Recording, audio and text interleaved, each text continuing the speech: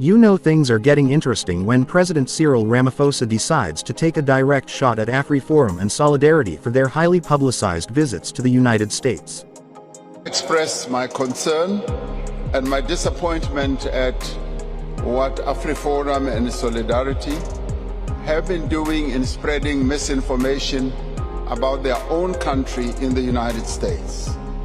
And I regard that as being non-patriotic, because when you are a patriot of a country, the best you do is to resolve the problems or issues you have in country rather than begin to damage the sovereignty of your country by running off to other countries and expecting them to take action against your own country. Because in part, through what they have done, they have instigated the action that is now being taken against the people of South Africa. And the fact whether that is treasonous or not is a matter that obviously our law enforcement agencies need to look at. The National Prosecuting Agency needs to look at that.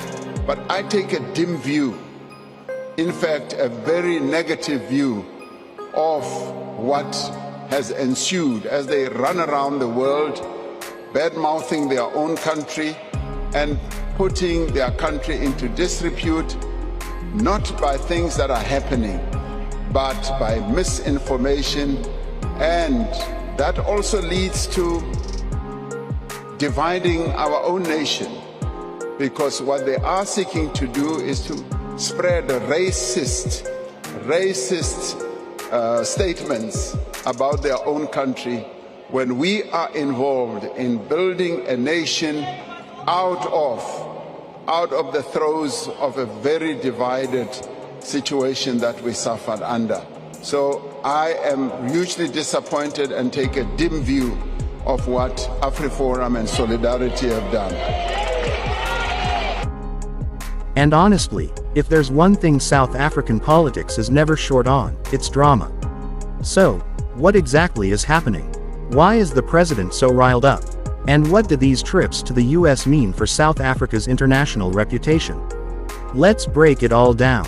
First, let's talk about AfriForum and Solidarity, the two organizations at the center of this controversy. If you don't know much about them, here's a quick summary.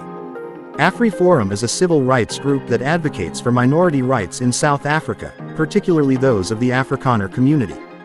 Solidarity, on the other hand, is a trade union with strong ties to AfriForum, often fighting against affirmative action policies and what they perceive as unfair treatment of certain groups in the workforce. Now, these two organizations have made a habit of engaging with international bodies and foreign governments, particularly in the US, to bring attention to issues they believe are being ignored in South Africa. They claim they're doing it to protect minority rights, while critics argue that they're misrepresenting South Africa and pushing a divisive narrative. And this time, well, their latest visits to the United States have clearly struck a nerve with President Ramaphosa. During a session in Parliament, the president didn't hold back. He slammed these organizations for what he described as an attempt to undermine South Africa's democratic processes by seeking foreign intervention in domestic affairs. And let's be honest, when the president decides to go full force on a topic, you know it's serious.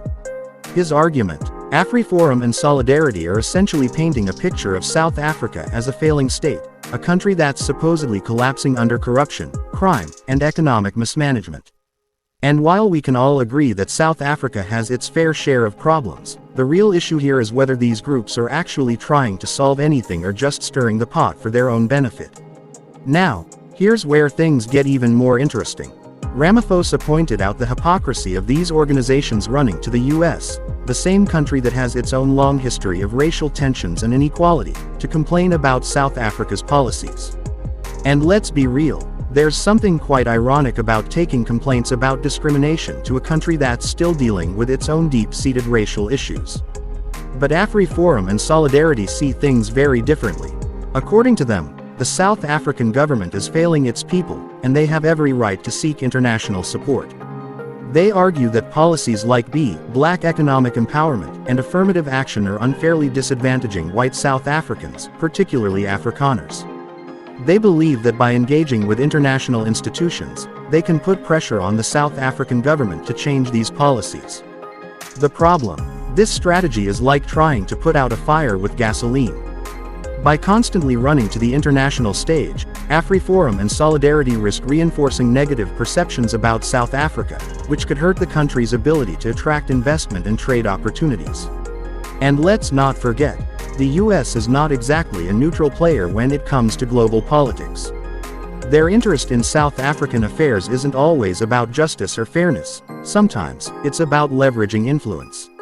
So, what's the real takeaway here?